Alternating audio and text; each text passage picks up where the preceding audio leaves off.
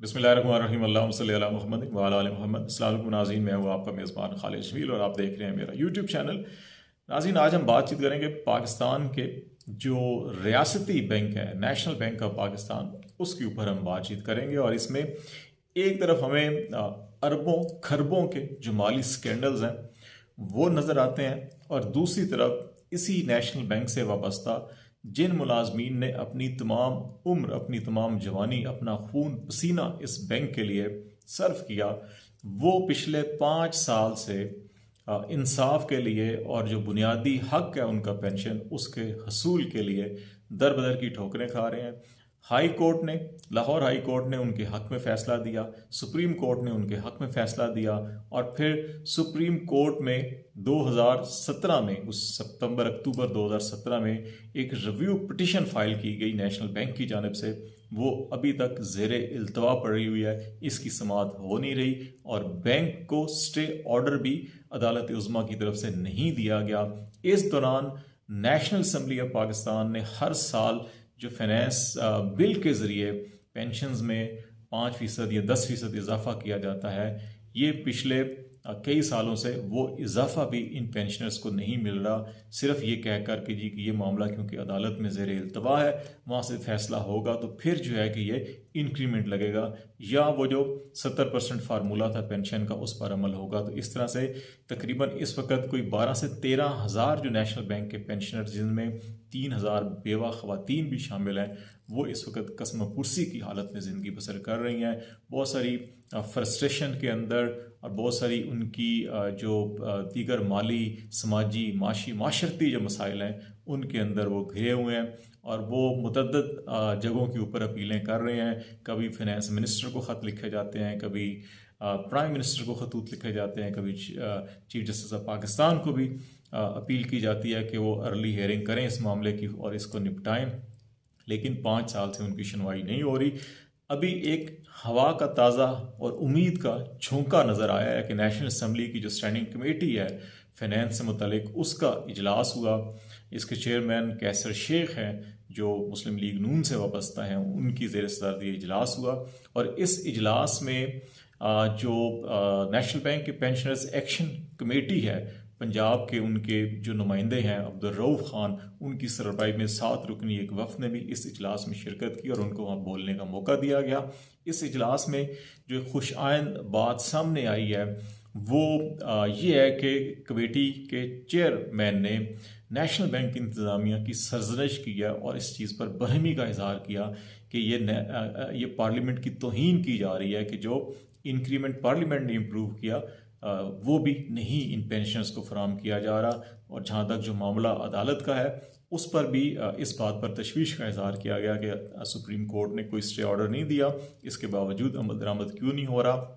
इजलास में वजारत ख़जाना की जानिब से आयशा जो बख्श गौस हैं, उन्होंने शिरकत की और उन्होंने ये यकीन दहानी कराई, और उनको कमेटी ने हदायत भी की कि आप जो है कि नेशनल बैंक की इंतज़ामिया को नेक्स्ट मीटिंग तक जो है कि वो कहें कि वो पेंशनर्स एक्शन कमेटी और उनके नुमाइंदों से मुलाकात करें और इस मामले को हल करें, और नेक्स्ट मीटिंग में इसकी रिपोर्ट पेश की जाए। तो इसलिए ये तवक्को की जा रही है कि अब ये नेशनल बैंक की जो पेंशनर्स की एक्शन कमेटी है या उनकी वेलफेयर जो एसोसिएशन है, वो मुमकिन है कि बैंक इंतज़ामिया के साथ बैठकर कोई इस मामलात को सुलझाने में या किसी नतीजे पर पहुंच जाएं और ये मामला हल हो जाए। ये एक उम्मीद पैदा हुई है।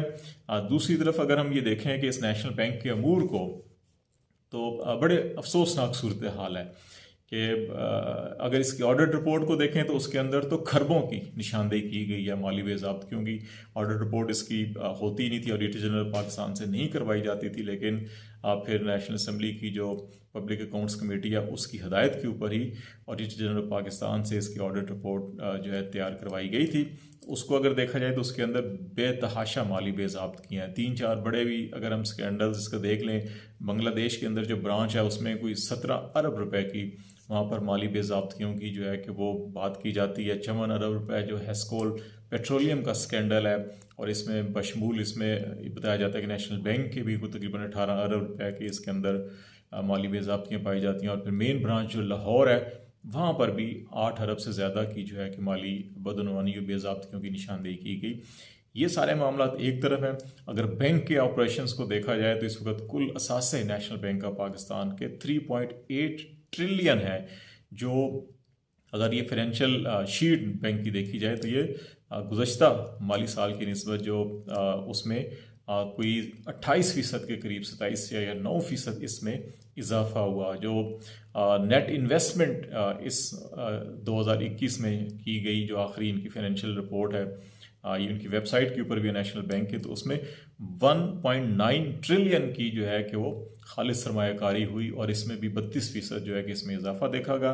कुल डिपॉजिट्स जो है कि इस बैंक में 3 ट्रिलियन का मतलब है 3000 अरब रुपए जो है कि वो हैं, और जो ये 24.8 तकरीबन 25% इसके अंदर इंक्रीज़ हुआ।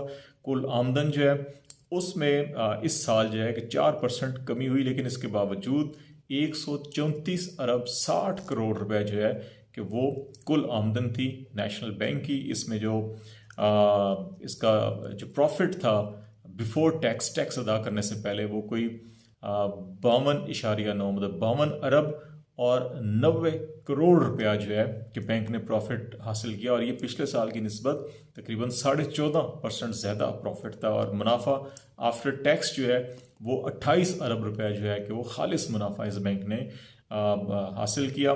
गवर्नमेंट को टैक्सेस 25 अरब रुपए इसने अदा किए।